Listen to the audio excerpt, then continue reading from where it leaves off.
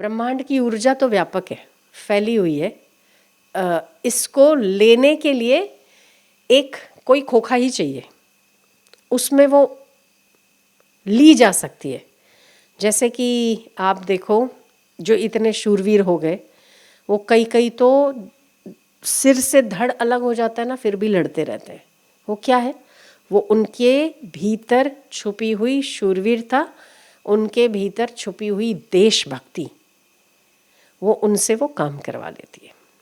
ठीक है, तो ऊर्जा प्राप्त करने के लिए भी वो खोखा चाहिए, जो अज्ञानी होने के बावजूद भी ज्ञान की यात्रा के उत्तम से उत्तम पड़ाव पार कर ब्रह्मज्ञानी इतनी बड़ी ऊर्जा को धारण कर लेता है कि वो जहाँ बैठता है उस जगह की रजकण भी पवित्र मानी जाती है ना। इतनी ऊर्जा उसमें, ब्रह्मांड की शक्ति उसमें आ जाती है। तो उस शक्ति को प्राप्त करने के लिए ये शरीर चाहिए। कि जैसे गाय भी ऊर्जा को ग्रहण करती है, जैसे सूर्य की ऊर्जा को ग्रहण करती है, और इसका शरीर, इसका जन्म लोक के उपकार के लिए होता है। जैसे इसका पूरा जीवन देखो तो ये लोगों के कल्याण के लिए बिता देती है। अपने बच्चे के मुंह से दूध छिन जाता है तो भी वो दूध उतना ही देती है। किसी और पशु प्राणी की माँ मर गई हो तो भी वो उतने ही प्रेम से दूध पिलाती है, चारा खाती है, घास खाती है और दूध देती है। तो गाय है एक ऐसा प्राणी जो कुछ नहीं बोलता है, उसे किसी चीज़ से दिक्कत नहीं है, फिर भी वो देता है। ठीक है, तो वो जो इस ऊर्जा के लिए बने हैं ना, जो दूसरों को देने की ऊर्जा रखते हैं, देने की ताकत रखते हैं, वो भी बुरा करने के बाद भी अच्छा देना, वो गाय में चीज़ है। तो उसके द्वारा जो सहज कर्म हुआ वो उसके भले के लिए हो गया। एक व्यक्ति जो सतत लोक हित के चिंतन में लगा रहता है, उसके द्वारा भी जब सहज में बोला जाए ना, फिसलन पट्टी पे फिसलन खाओ, तो उससे भी लोगों को ठीक होने लग जाता है। ये वो ऊर्जा काम करती है। उसने ये सोच के नहीं, मैंने सोच के नहीं कहा कि आपको ठीक होगा, मैंने तो बड़े आनंद प्रमोद से कहा, पर वो ठीक हुआ।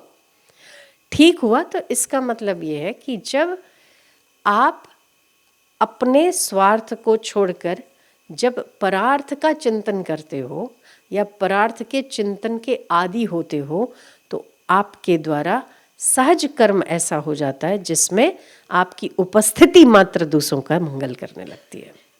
ये सिद्धांत है, ये सिद्धांत है। इसीलिए अपनी संकीर्णताओं को छोड़कर व्यापकता को ग्रहण करना चाहिए। अपने बारे में ना सोचते हुए दूसरों के बारे में सोचना चाहिए। हम सतत जब भी फ्री होते हैं या जब भी बैठते हैं तो या तो हम भूत में जाते हैं या हम भविष्य में जाते हैं। भूत में जाते हैं तो मेरे साथ अच्छा नहीं हुआ, मेरे साथ ये होना चाहिए था, वो नहीं हुआ। भविष्य में मेरा क्या होगा, हम उस दायरे से बाहर नहीं निकलते, है ना। मैं और मैं ही उस सेंटर में रहता है। हमने कभी ये विचार नहीं किया कि आने वाले समय में हम इतना सुनते हैं, भूखमरी बढ़ेगी, माराकाटी बढ़ेगी, जो कि शुरू हो गया है, अब आने वाले समय में और बढ़ेगी। रोजगारी जाएगी लोगों की, छीना झपटियाँ बढ़ेगी, भूखमरी के कारण लोग एक दूसरे को मार डालेंगे, लोग परिवार एक दूसरे को मारेंगे। ऐसी स्थिति तो हमें क्या करना चाहिए? हमने कभी इस बारे में विचार नहीं किया। मेरा पड़ोसी, मेरा परिवार, दूसरा जो मेरे भाई बंधु जितने भी और हैं, वो बेचारा दुखी है, उसके बारे में हमने कभी चिंतन नहीं किया। हम अपने बारे में चिंतन करते हैं तो हम बहुत छोटी मति से जीते हैं और स्वार्थी जीते हैं।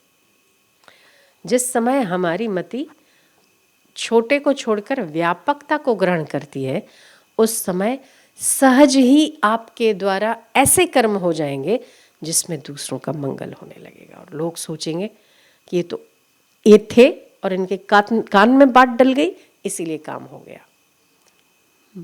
पर मूलतः ये सिद्धांत काम करता है कि वो ऊर्जा उस व्यक्ति में या उस शरीर में ज़्यादा काम करती है जो ऊर्जा दूसरों के लिए बनाई गई हो। जो दूसरों के लिए सोचा जाता हो, परार्थ के लिए जिसका जीवन होता हो, परार्थ में भी स्वार्थ होता है कहीं ना कहीं। वो परार्थ निस्वार्थ है या स्वार्थ है, वो सोचना चाहिए।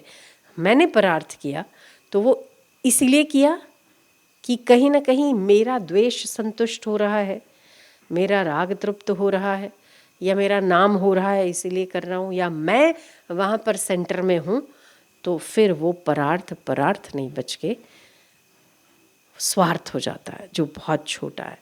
पर सच्चे दिल की भावना से जो परार्थ करते हैं, उनकी चेतना इतनी व्यापक हो जाती है, इतनी व्यापक हो जाती है कि आप यहाँ बैठे हो, ये जगत बहुत बहुत गहन है। मैंने उस दिन भी कहा कि जितना आप जगत देखते हैं ना, जितना हम आप बात करते हैं, केवल इतना जगत नहीं है, इससे ऊपर कई गुना अधिक रहस्यमयी जगत है, जिसका हमें अंदाज़ा भी अभी बैठे बैठे नहीं लगा सकते।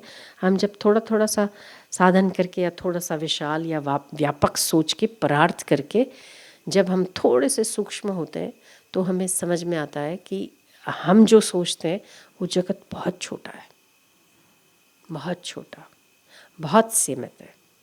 आप यहाँ बैठे केवल अपने एक चिंतन मात्र से कई देवी और देवताओं को बांध सकते हैं, कई देवी और देवताओं से कार्य करवा सकते हैं। भूत प्रेतों से कार्य करवाने की बात नहीं है, हम वो बात ही नहीं करते, वो तामस विद्या हो सकती है।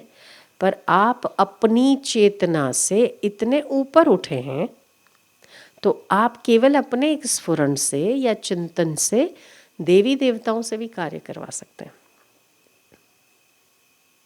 आप बातचीत कर सकते हैं, बैठे बैठे बातचीत कर सकते हैं, और आपको उत्तर मिलते हैं, और आपके वो उत्तर सटीक होते हैं। आपने भले कोई पढ़ाई ना की हो, भले कोई डिग्री ना ली हो, पर ऐसी ऐसी चीज़ें जो सामने व्यक्ति आ जाता है, और आप अगर आपने थोड़ा सा शांत हो जाते, तो आप उसको वो उत्तर दे सकते हैं जिस फील्ड का वो इंसान है। सामने वाले को लगेगा कि आपको बहुत नॉलेज है, पर उस चीज़ का नॉलेज नहीं होता।